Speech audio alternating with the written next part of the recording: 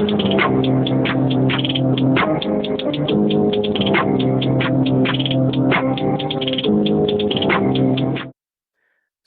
Nation, what's going on?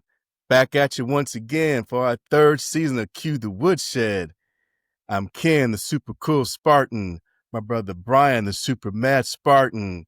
We're back to the two amigos this season. Shout out to Quafo, the super connected Spartan. He's busy doing all kinds of business ventures and things right now. So it's going to be me and super mad Spartan here back to our original format with new twists and turns and things here. We're going to come at you with some real heat, some real things, some new topics of discussion. And, it's going to be a real hot season here on Q the Woodshed. So once again, a big shout out to our boy Quafo, the super connector Spartan here. Shout out to We'll super have him connected on. Spartan. He'll be back, definitely. Yeah, he'll be back. We'll have him on as a special correspondent here and there. But in the meantime, got a new season coming up here. So let's get into it. Springs eternal. Yes, hope springs eternal for sure. Eternal for sure. But before we just hop right into things, I want to say, how was your summer? Super mad Spartan. How's your summer been so far? I know things are kind of cooling down here. School's back in session now. And we really have like another month of summer, technically, by the calendar. But, today was a little, chill in the air right crispy now. and cool outside. But yeah, right. So how was your summer ever since we right. Football is definitely in the air, but how's your summer, super mad Spartan? How was it? It's been pretty good. The few trips, took the boy to Texas in a plane ride. It's not his first plane ride, but for him, it's the first one he's probably going to kind of remember. That was exciting. Right. We took a trip to Chicago together, so that was Yep. good. Yeah. Decent Yeah, summer family overall, trip. too short. Oh yeah.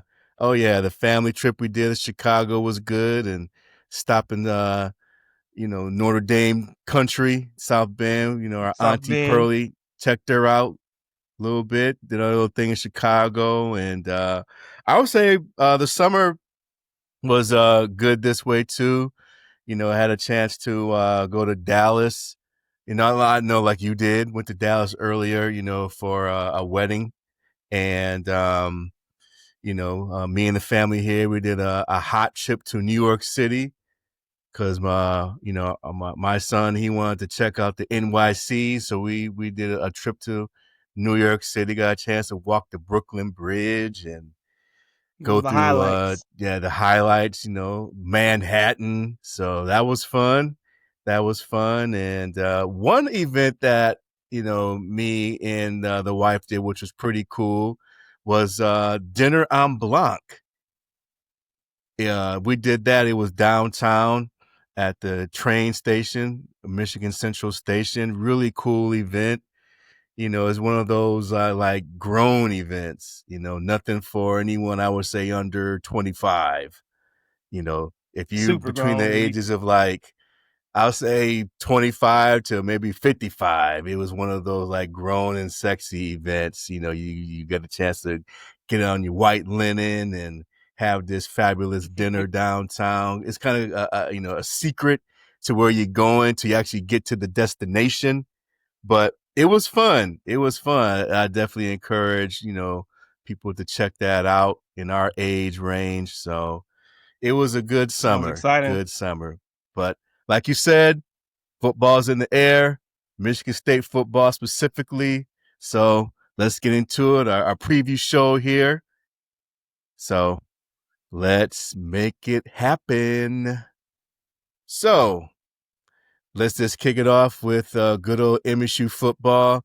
Coach Smith, second year coming up here.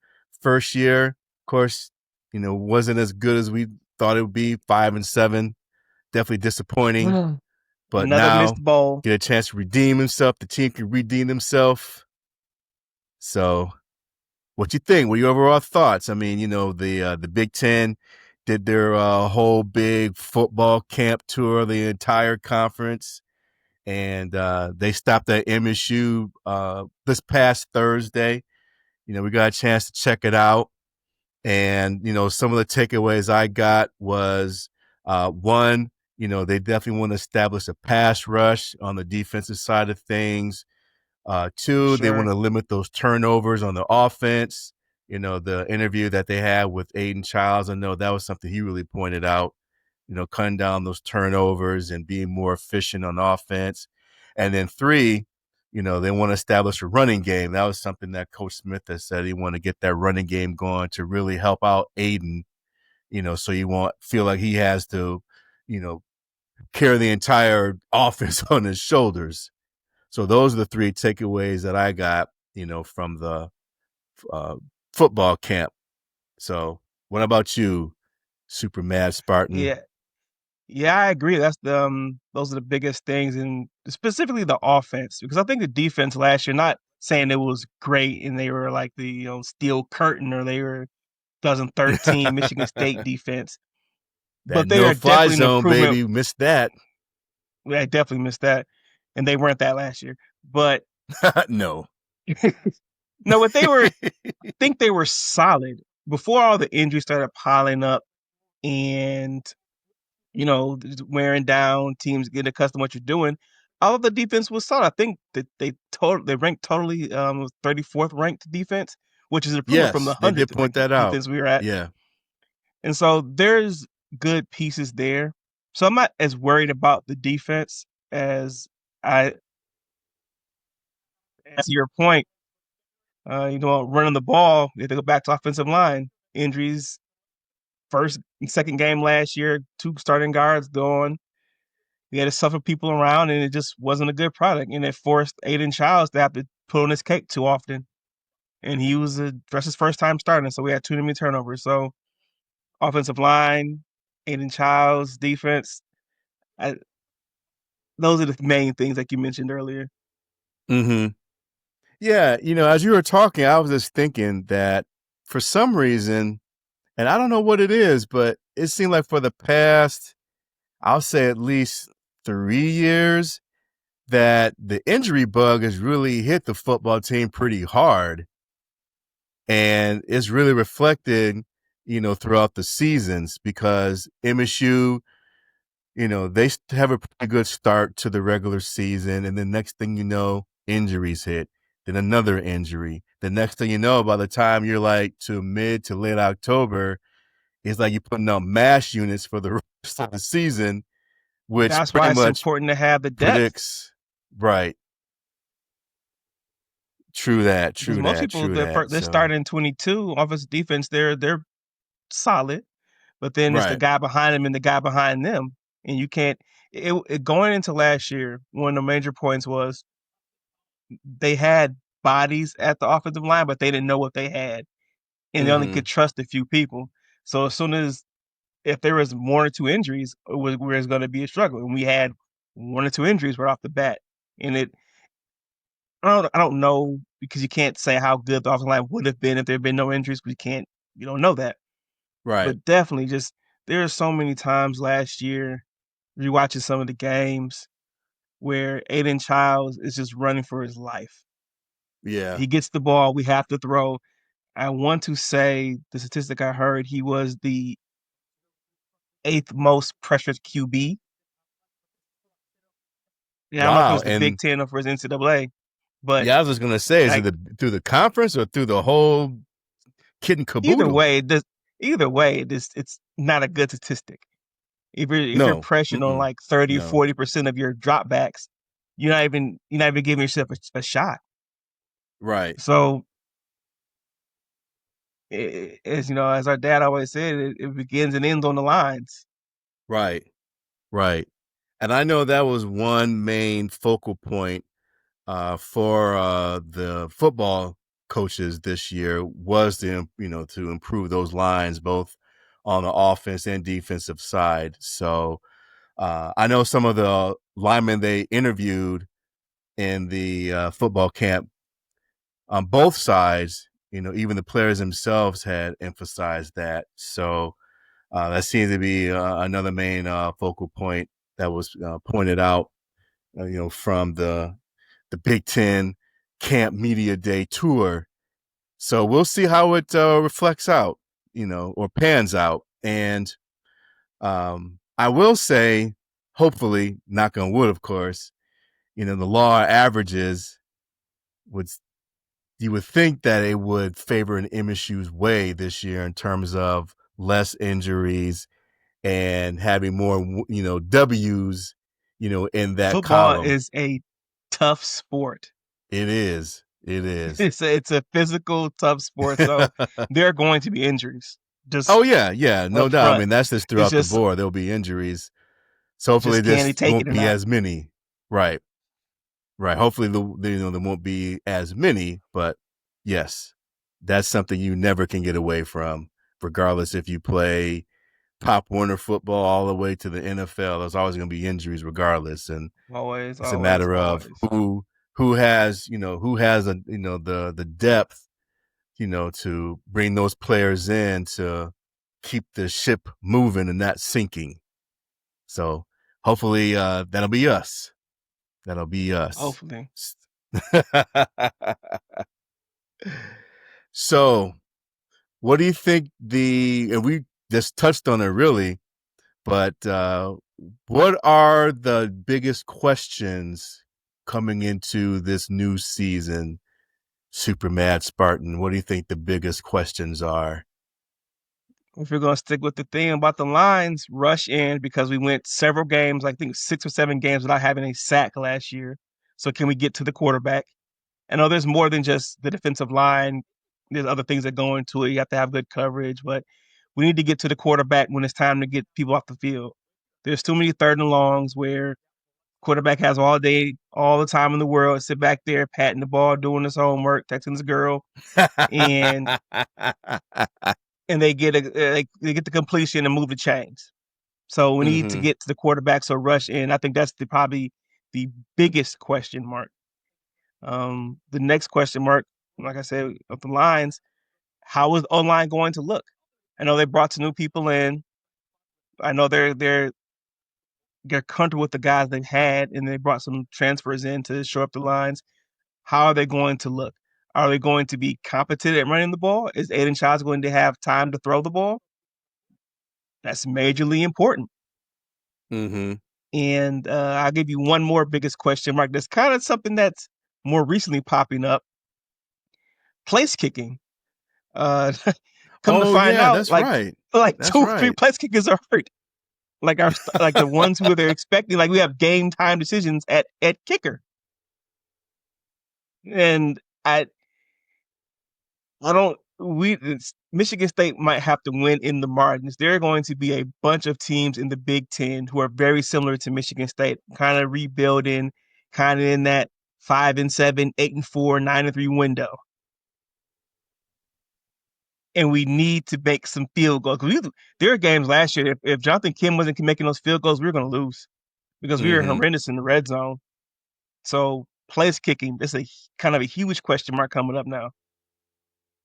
Yeah, and it's funny because when people talk about, and this is regardless if it's NFL, college, whatever, people really don't talk about the strength of the special teams, kicking specifically, because when you do have those tight games and you need to have someone come in to make the game winning kick or, a nice punt, for a field position, that's something that really people just gloss over because it's easy to talk about, yeah, defense, you got to get to the quarterback or, you 3 and outs. Okay, fine. We know that. Offense, yep.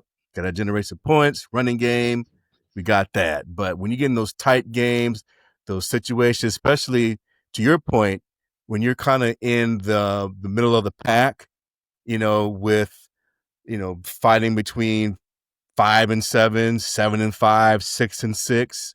And we know Yeah, now with the Big Ten, it's a gauntlet because there are about what 20 teams now, I think, in the conference. something like that. Yeah. So,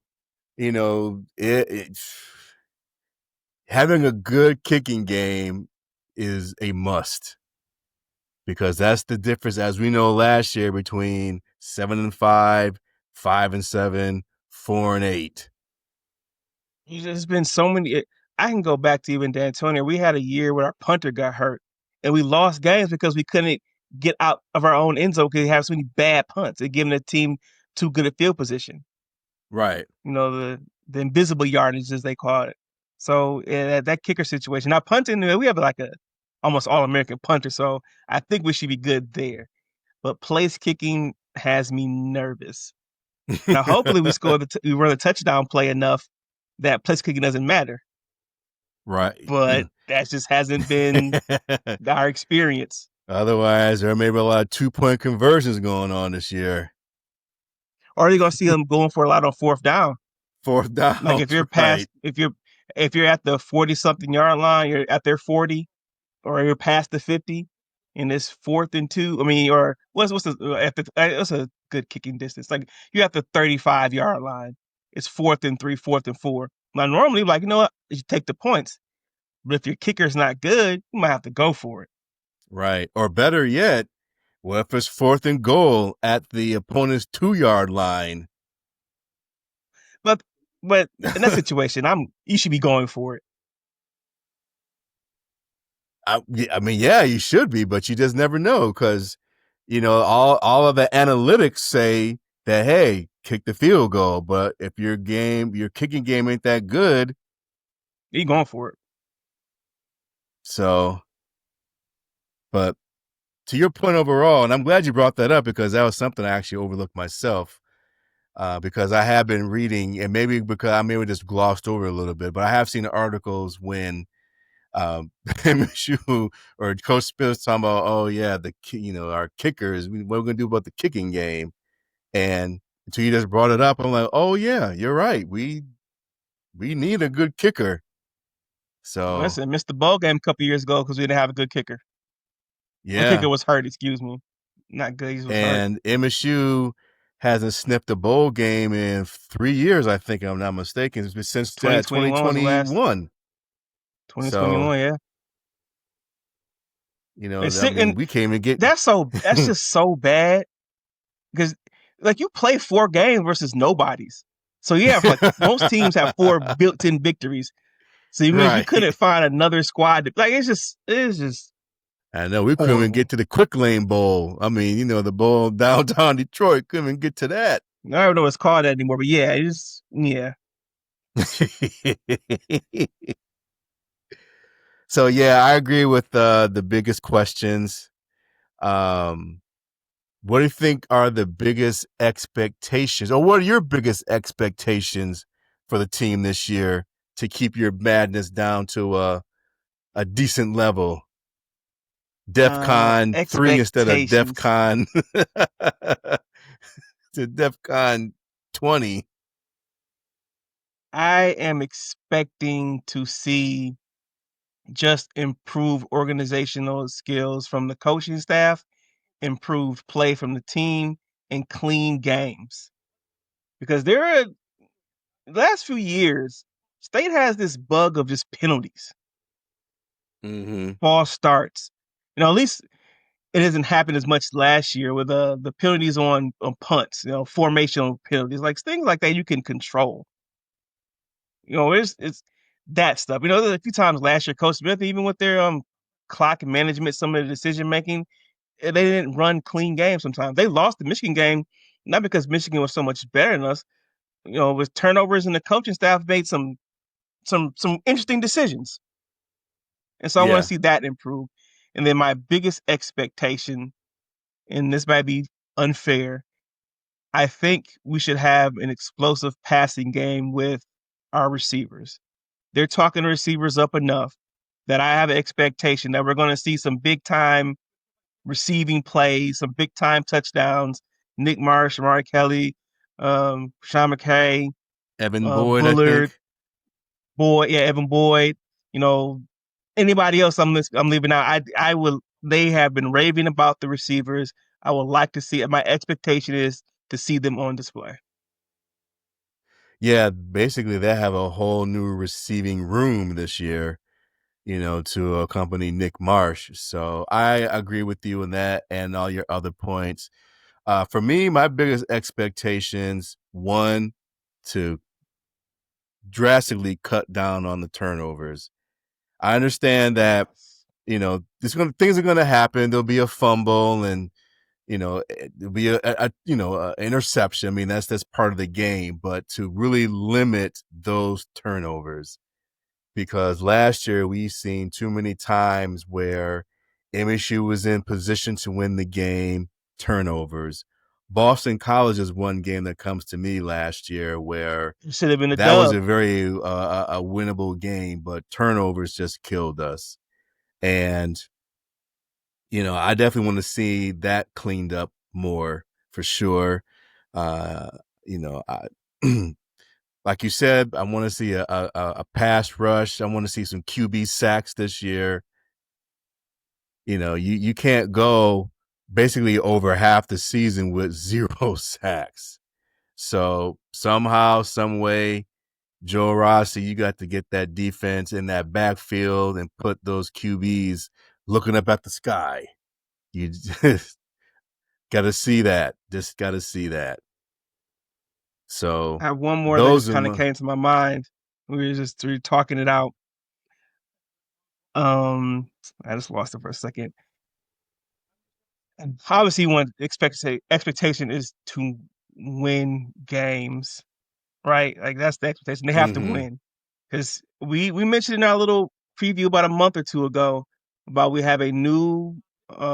Oh He did yeah, not Mr. hire J Jonathan Bat. Smith, so they have to make it. He has Jonathan Smith and his coaching staff knows that they have to. This is a prove it year for them. Right. And I remember now what my biggest point was. My point was, are we going to compete in every game? Because the last few years, State has been getting wiped off the map when they step on the field with a team that's supposedly like that much superior. Like we don't even compete. We're talking about Mm-hmm. down 21 points before halftime. You know, tired of seeing Ohio State, Oregon, these teams come to straight just push our shit in. And Oh they yeah. call the dogs off to not embarrass it. That's been a problem. Can Jonathan Smith get this team to compete? All right. Do I expect Michigan State to beat Penn State this year? No. Penn State's really good. I expect Michigan State to make them sweat and give them a game. I do not want to see any blowout losses this year. I want to see strict competition coming down to the last quarter, last few plays, unless we're blowing the team out. Then I accept that, of course. But no, the better teams in the Big Ten, the ones we're trying to be out the middle of the pack in, it can't be these blowout losses. No more getting blown out by Indiana. I know they were good last Indiana. year. Not getting smashed by the Rutgers in the Oh finale of the my season. God. Yeah, that was No, that embarrassing. can't happen anymore. Like Yeah, that was that has to stop. embarrassing. Unless it's an NFL team on the other side, no, cannot happen anymore. Yeah, Indiana, Rutgers, those games were, oh my God. Those two damn games, man. We were at the Indiana game too, live. I think we Left left early like what, because like halfway through the third quarter. yeah, because we started off good and then all downhill from there. But that Yeah. at that point, yes, we have to be able to compete consistently with teams that are perceived better than us. That's the hallmark of a good coach and a well coached team. Hey, amen to that. Totally agree with you on that. We're definitely lock and sync with that one. And that's a good point because that was actually something I didn't think about until you just brought it up. We had some bad losses last year as I think about it. I mean, like you said, we definitely got our shit pushed in at least what, 5 games, I Four or think. 5 games. That's half the schedule. Yeah. Yeah, pretty much. Pretty So much. no, that So can't happen. yeah. I am in agreement, Super Mad Spartan. I could tell how your blood was boiling with that point. That's the passion starting to come over. I just don't get it twisted. I'm a Yeah. fanatic, and I know I'm not saying about Michigan State football, but I'm realist about it too. Oh yeah. Yes, here in Q the Woodshed, we keep it real, baby. We don't do no fluff. I mean, we are, diehard Spartan fans and whatnot, but we're gonna give it to you rough, rugged, and raw, as they say. Old Rough, school. rugged, and raw. So, yep, I'm agreement. No more blowouts. No more blowouts. So let's hop into it, broski. The schedule. Got that 2025 schedule this year. Woo-wee. Now, I will say it's not as brutal as it was last year because there's no Ohio State, there's no Oregon. Not playing Um, 4 top 10 teams. yeah, we don't have a gauntlet of like 3 or 4 games just playing like the top teams, not only in the conference but in the country, just getting waxed. I think the schedule is more manageable this year.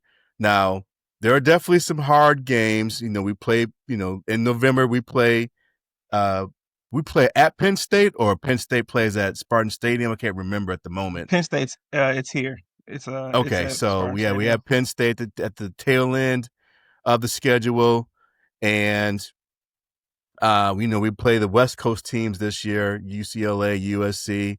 Then we play UCLA homecoming, and then we go at USC at the end of September before our bye week. But then after that, it's tricky because we have 2 away games, I believe, at Nebraska and at Iowa, I think. Yeah, okay. So we're at USC away game. It's at Nebraska.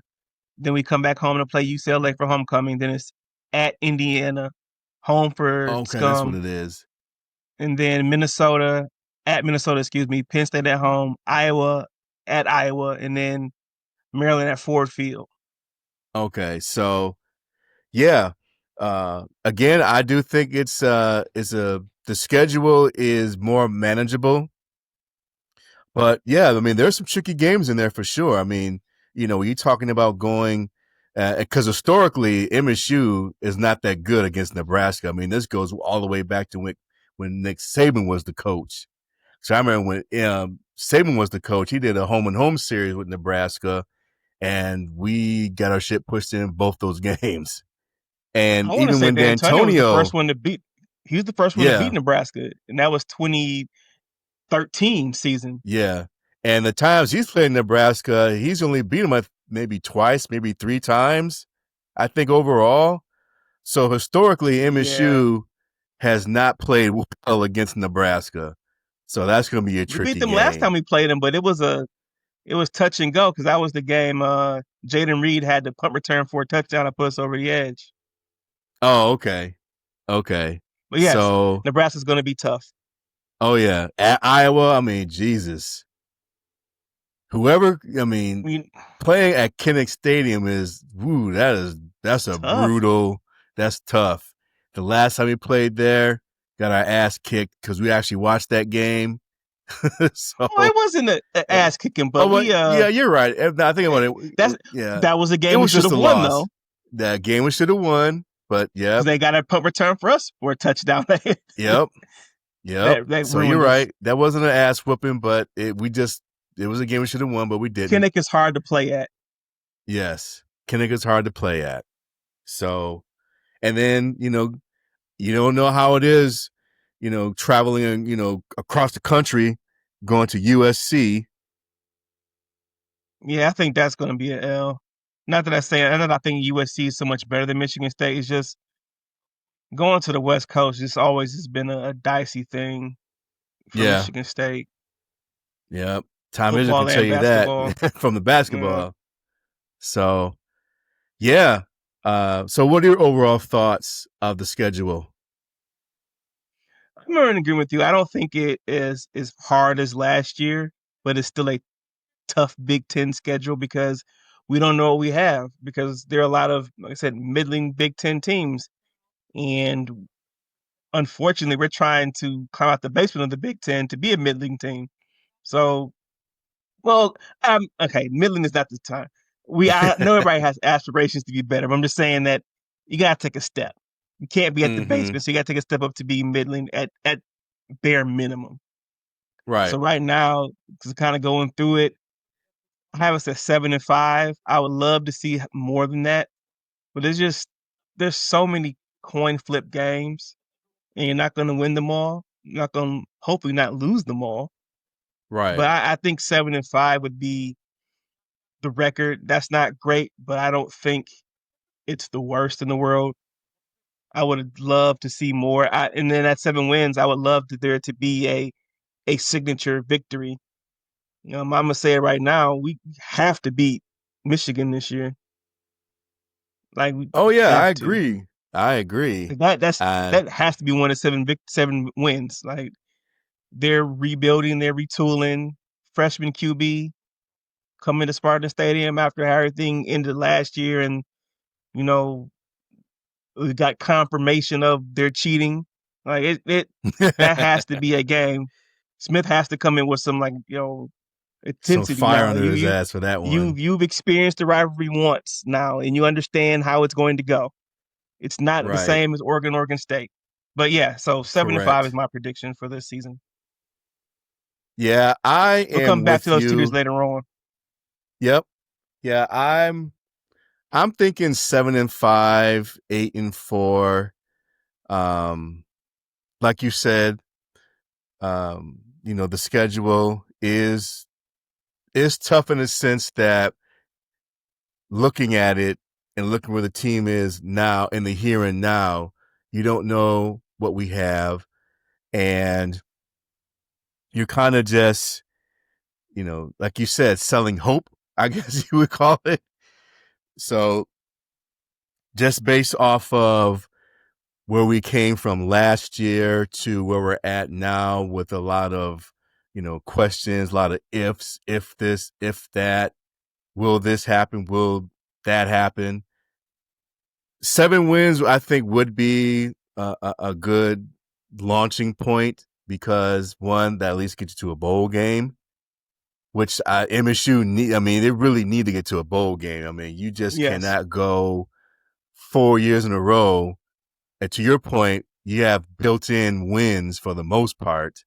You can't go 4 years in a row without a bowl game. I mean, shit, even if it is the Quick Lane Bowl downtown Detroit, just getting to a bowl game helps. Um, Yes, definitely helps. so I would say yes, 7-5. 8-4 would be I could say, cherry on top because if MSU can win a game that they are projected to lose, which was, that was one of the strengths D'Antonio had back in his heyday. He was able to Yes. win games that people penciled in as an L. So if MSU can at least get one of those games, then yeah, that'd be a nice cherry on top for the season. Called a But yeah, signature I'll victory. I'll say 7-5 would be a good, good prediction for this year, considering the trickiness of the schedule with those away games, like you said, at Nebraska, at Indiana, at Iowa, traveling, you know, across the country at USC, though, and then, like you say, you're playing Penn State, which, they are these projected, to be the big dog this year of the conference. So we'll get into that in a little bit, but yeah, I think 7-5 is a good prediction. Somewhere But in fingers alignment crossed for there. eight We'll and see how it four. goes. I'm fingers crossed for 12-0. I I'm greedy. Call me the greedy Yeah. Matt Spartan. Ooh, boy. Yeah, that would be phenomenal if that happened, boy. But we don't have our Spartan blinders on. We talk, like I said, rough, rugged, and raw in here, talking about the MSU football team. But so like I said earlier, we have some new segments here to add to Cue the Woodshed here. So we're gonna open it up to some Big Ten talk. To some Big Ten talk here, Super Mad Spartans. So we're not going to get that in depth because we're not Big Ten Network, and we're not ESPN College Football Live. It's going to give you all some nuggets here and there about the landscape of the Big Ten this year. So overall, there are, what surprises me, there are 6 teams ranked in the top 25 from the Big Ten preseason wise, with Penn State leading that at number 2 in the nation. And like I said, Penn State, by the Big Ten writers, was picked to win the Big Ten this year, which is a rare thing because usually it's Ohio State that has that top spot. But this year, people they drinking the Kool-Aid for James Franklin. I normally I would just crap all over Penn State. I haven't been a James Franklin enthusiast, but I will say on paper they returned a lot of people from last year's team. It was really good. A few plays away from going to national championship. I questioned the quarterback. I questioned some of the coaching decisions. But James Franklin, I don't think it was his fault that last game versus Notre Dame that they lost. I don't think it was too many coaching decisions that were wrong. But I do understand. Coming back to this year, I understand the hype behind Penn State, and I'll buy into it. I think they are the team to beat in the Big Ten. Now that can always change because Ohio State's always good, but they have a new QB replacing a lot of people. Oregon, new QB, but they have tons of talent. Them cheaters down the road, never know with them. I think their offense is kind of ass, but yeah. Yeah, for me, I always got to see it, man, with James Franklin. I always got to That's see it, reasonable. bro. Yeah, I always got to see it because Penn State has always been the bride to be in the conference. We know James Franklin's record against the top teams is like what 2-12 or It's something not quite that. ridiculous It's like like that. 6-20 something. Yeah, But something like that. the playoffs And helps Penn State so much oh yeah, for because sure. they're going to make the playoffs basically every year. Oh And yeah. they can get out the Big Ten, and get out the Big Ten will do wonders for them. If they Oh can sneak yeah. in, maybe get that championship. I would have to see that. I'm not predicting they win the championship or anything. I just think they're probably the team to beat in the Big Ten on paper at this moment. Mm-hmm. Yeah, we'll see. We'll see. Because even against MSU, James Franklin's record is I would say at least 500, maybe Probably one or two 500. games Yeah. above that. So it's not like, within the conference, between Michigan State, Michigan, and Ohio State, his record is great. I mean, he beats up on the other teams in the conference, but like I This game said, is man, not I have Michigan, to. Ohio State. They win. Like, Yeah, that's I have the to truth. see it.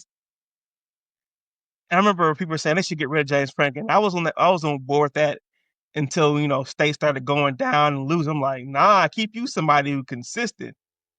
I would Oh take yeah, 9. I would take a guaranteed 9 victories and with the opportunity to do better every year than what we've been experiencing. right, So Penn State right. better be they get a little respect on James Franklin's name.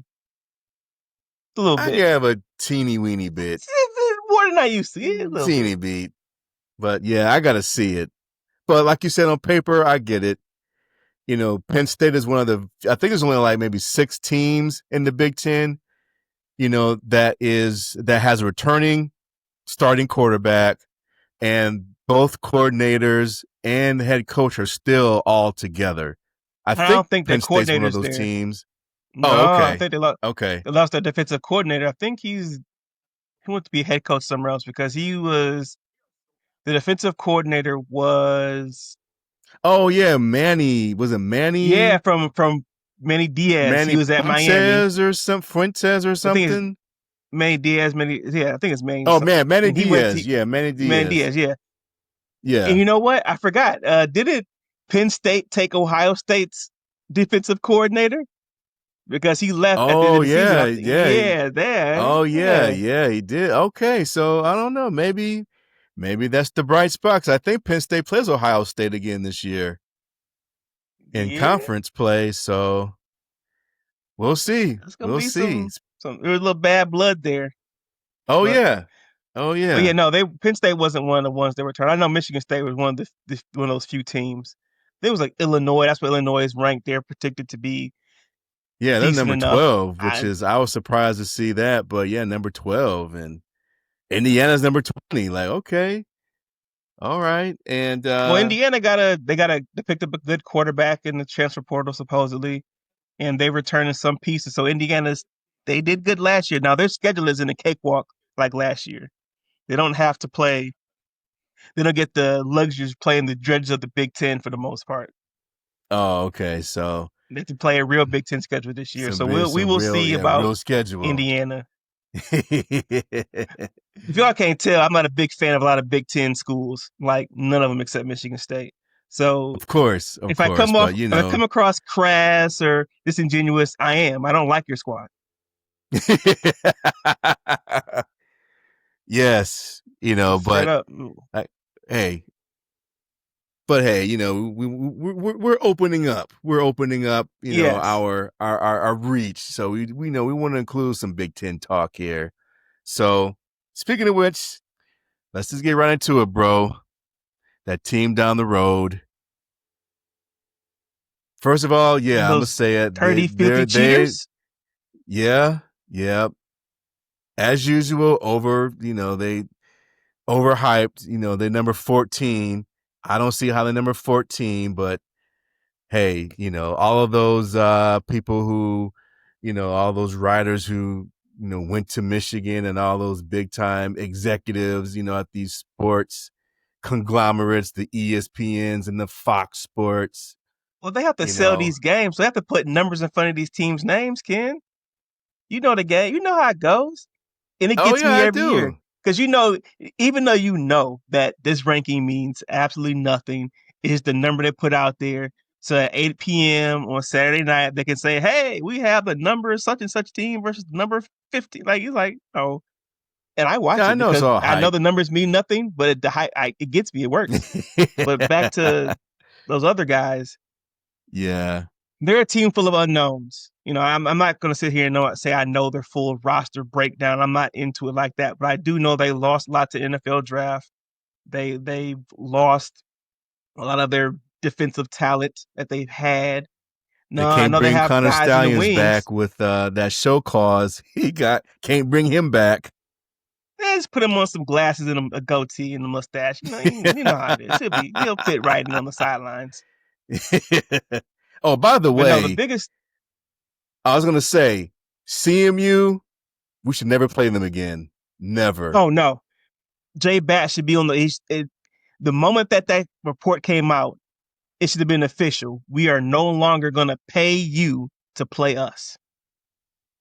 We're I not mean, playing you in that any is some sport. most shady shit I've ever seen. Because when I was reading about that, like they had, I believe, like some former, they had some like former people on the staff that went to Michigan or had ties in Michigan or They something. were they were on Michigan staff previously. So this Right. a lot of stuff in the NCAA report, the people, the internet sleuths have already had fleshed it out. Like it wasn't hard to figure it out.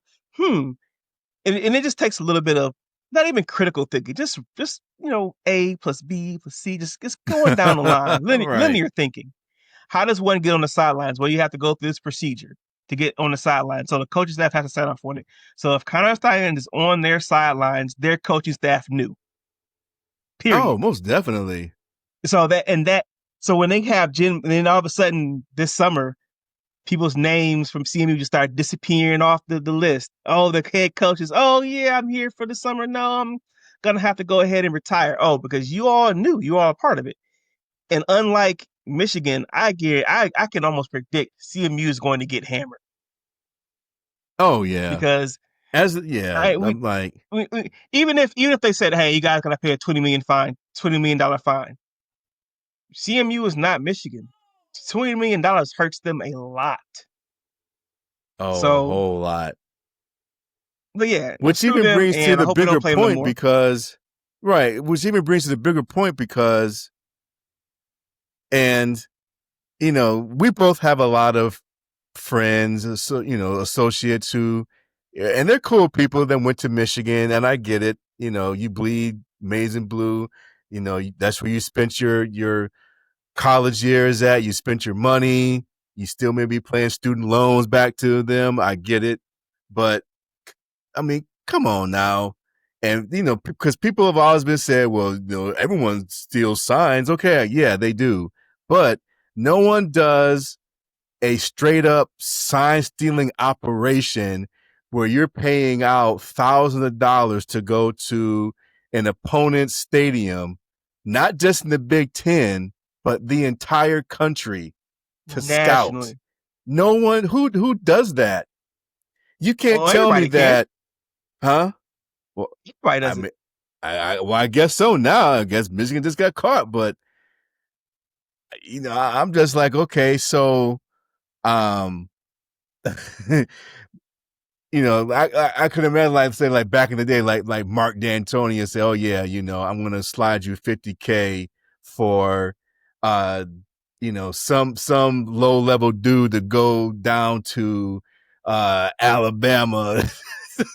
Now, one thing that didn't get Like, talked about, and the NCAA didn't get deep into it, but just use your brains for a second. Someone had to be funding all of this. Like, there's exactly. somebody in the back. There's other people involved that names aren't going to get named. There's more to the story that NCAA, but to me, and I knew Michigan wasn't going to get what they deserved because that's not how the Oh, of NCAA course. They weren't gonna get the operates. death penalty I didn't think they were going to get that. I would have hoped they would have. or their national Um, title stripped. yeah, but I know the NCAA doesn't control that. But yes, wins vacated, Big Ten title stripped, national title stripped. I think that would have been appropriate. And instead, they got slapped in the wrist. Some scholarship reductions, which don't mean anything in NIL years, and then in $20 million fine, which is if I if Michigan State could pay $20 million to win a national championship, I would take the deal. And I don't fault Michigan fans for like, well, we got our championship. I would feel the same way if it was my school. But in turn, everybody's gonna call you cheaters for the rest of your lives. Y'all some cheaters, Oh documented yeah. cheaters. Oh And then yeah. for the NCAA to say that, well, we could do a postseason ban, and based on our own rules, a postseason ban is in order. But we don't want to hurt the current players on the team. Like, well, there are players on the team who are definitely part of the cheating era. So it makes no sense. Not at all. Not at all. We got we And got to we have to beat them this year. We have to. oh yeah. Oh yeah, especially since they put Bryce Underwood as the starter. I And he might and be I have all I world. He might be all world good, but it's very tough to predict what a true freshman QB is going to do. And that's a right. tall order. Right. And Cuz this kid was just I in high school last year. I understand he's really good, and I'm not trying to knock the guy. I like to support the local athletes, even though he goes to the other school. I would like to see him do well in his career, but it's a tough order, and I Michigan fan base is not kind to their players. No fan base is really kind to their players. But So especially them. yes, so we'll Especially see them. how that goes. Um, And I have a little bit of a theory because I was thinking about this when I was watching college football live earlier today, that it's interesting that they put that out there about Bryce Underwood being the starter because my my conspiracy theory is that one of the reasons they did that is to get that heat off of them media wise from all of the noise, about the penalties they got from the NCAA and people calling them cheaters and, Paul what Feinbaum do you pretty much dropping a bomb on him and Stephen A. Smith and all these other pundits. So And I like you said, I don't know, I don't know their roster like that. So that's why I said it's somewhat of a theory, and I'm not saying he didn't earn it. I don't know, but I I just don't kind of have a think tinfoil that, hat theory for you. That's along those lines, Kenneth. From my understanding, the other QBs were hurt. Like the guy who oh, played last really? year was hurt. Yeah, he'd been hurt most of the training camp in spring. Maybe he's back now. Because Mm-hmm. remember a few weeks ago, about a month ago, they brought in some transfer right before springtime. And it was like, who's Yeah. this guy? Why are you bringing a QB? So I think he's the most readily available QB as well. Because ideally, you wouldn't want to start a true freshman quarterback. Right. Even I know they talked about Trevor Lawrence, but Trevor Lawrence didn't start the season as the starter. Like he comes in a little bit later on, and they becomes a controversy, and he takes over for I think the guy whose name was Bryant Kelly or Kelly Mm-hmm. Bryant, one of the two. So game one, like that's not ideal, not ideal. But Mm-mm. hopefully he has a terrible season when he plays us, and we beat them to the pulp. I second that. I second that. I second that. So yeah, so that's our Big Ten talk. That's our Big Ten talk. So we'll like I said, we're gonna open up our our topics this year and whatnot. So which reminds me, I for some reason I totally skipped over this. Our news segment. Maybe we won't do it this week. Maybe we'll wait till after the game, but we are going to introduce a new segment, especially for the Super Mad Spartan here, going to give him his Christopher Mad Dog Russo segment, for the season here. It's going to be titled, What Things Are You Mad At? So we'll save it for after the game, the Western game, because we'll see some boneheaded plays that will make everybody mad, especially you, Brian. So that's going to be our news segment. What things are you mad at? So stay tuned for that, Spartan Nation. I'm telling y'all, seeing my brother after these games, especially when they lose, it's super mad, heated comedy. So you're going I'll to see try to more of make it. sure I'll let the people see it a little bit more this year. I do some. I hop on the pod like right after a game. It won't be a Western game because we're gonna be there, so that's gonna be tough to do. Maybe we'll do some short little videos or shorts or something like that, Oh, TikToks or yeah. whatever. Oh, yeah. Oh yeah, most definitely. For sure, for sure. So I'm gonna get you out of here on this since you're since you're gonna be the one to answer the fun football facts here. Since like I say, we're back to the two amigos here. So there's gonna be a multiple choice here question for you, Mr. Super Mad Spartan. Yes, So sir. here it is. How many times has MSU played Western in football? Is it A, 12 times, B, 15 times, or C, 17 times?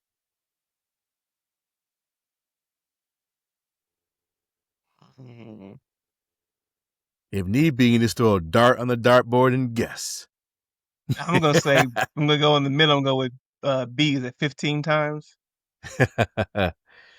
Nope, you were wrong. And the answer is 17 times. And I was thinking because we 17 started playing them times. a lot with Right, so D'Antonio was right, the one that started doing the hey, let's make sure we play the directional, at least one directional school every year. right. But what's interesting is when I found this fact online, it says that MSU's their overall record against Western is 15-2. And it said the last Huh. time that MSU's lost to Western was 1919. I was gonna say it had to be a long time ago because I do So not remember us losing to we're talking Western. over 100 years Definitely ago. CMU, but not Western. So yeah. Yeah, Well, let's that's keep that over a tradition 100 years alive. ago. Yes. Yes, I'm going to let our father know because our dear old dad went to Western. So I'm going to let Yeah, him know Western just to rub alum. it in a little bit. So, but yes. So, man, we had this is the super pack show. We went over a whole bunch of stuff here for the preview show, but there's just going to be a glimpse of things we're going to talk about to open up, our segments this year for Q the Woodshed. So, make sure you tune in. We're going to have some crazy hot stuff for everybody. And, follow us on all of our social media, Instagram and Facebook and TikTok. We kind of disappeared off TikTok for a minute, but, I We was able to make get us back on TikTok somehow, some way. So it's going to be some hot stuff for y'all. So any shouting words, last words, Super Mad Spartan? Go Green. Go white. We'll end it on that. Cue the Woodshed, and we are out.